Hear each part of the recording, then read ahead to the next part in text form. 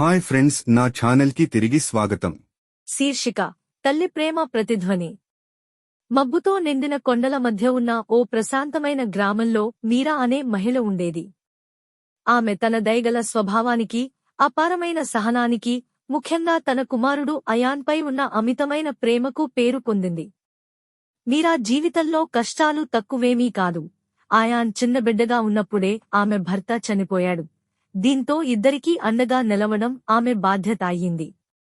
కాని మీరా ఎప్పుడూ తన ప్రేమను కోల్పోలేదు. ఆమె నిరంతరం కష్టపడి బుట్టలు నేసి, చిన్న కూరగాయల తోటను పెంచుతూ తన కుమారుడికి కావాల్సిన అన్నీ సమకూర్చేది. అయాన్ పెద్దయ్యే కొద్దీ అతని ఆశలు, ఆకాంక్షలు కూడా పెరిగాయి. అతను గ్రామాన్ని వదిలి పెద్ద నగరంలో చదువుకుని తన భవిష్యత్తును నిర్మించుకోవాలని తపించేవాడు. తన కుమారుడు దూరమవుతాడని తెలుసుకున్నా మీరా అతన్ని ఎప్పుడూ ప్రోత్సహించింది.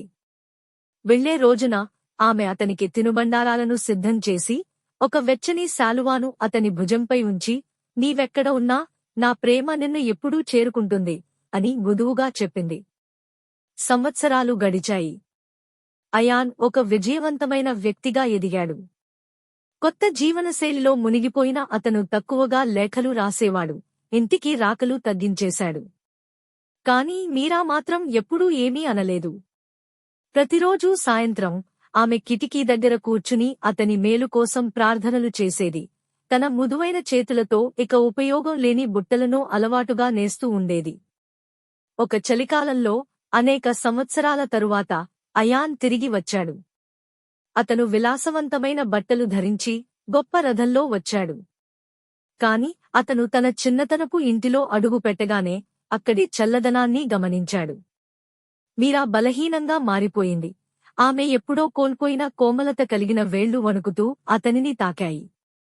నా తండ్రి, ఆమె మెత్తగా చిరునవ్వుతో పిలిచింది. అయాన్లో పశ్చాత్తాపం ముదిరింది. తన విజయాల వెనుక తాను సొంతంగా ఎదిగిన మాతృప్రేమను మరచిపోయిన విషయాన్ని గుర్తు చేసుకున్నాడు.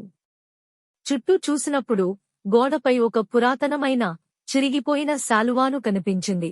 తాను వెళ్లిన రోజున ఆమె తనపై ఉంచినదే. అది అంతగా జిడ్డుపట్టినా ఆమె దాన్ని ఇప్పటికీ ఉంచుకుని ఉందని తెలుసుకున్నాడు. తట్టుకోలేక అయాన్ ఆమె పక్కన మోకరిల్లి కూర్చొని, చిన్నప్పుడులాగానే ఆమె ఒడిలో తలపెట్టి, క్షమించు, అమ్మా అని నిశ్శబ్దంగా అడిగాడు. మీరా తన వణుకుతున్న వేళ్లతో అతని తల నిమిరింది. తల్లి ప్రేమ ఎప్పుడూ కోపాన్ని పట్టుకోదు, నా బిడ్డ. అది కేవలం ఎదురు చూస్తుంది. ఆ రాత్రి అయాన్ ఆమె పక్కనే ఉండిపోయాడు. తల్లి ఆలింగనం ఇచ్చే ఉష్ణతకి ఏమీ సాటిరాదని గ్రహించాడు. ఆ రోజు నుండి తన తల్లిని ఇక కాదనకుండా, ఆమెను ఎప్పటికీ ఎదురుచూడనివ్వకుండా ఉండిపోయాడు.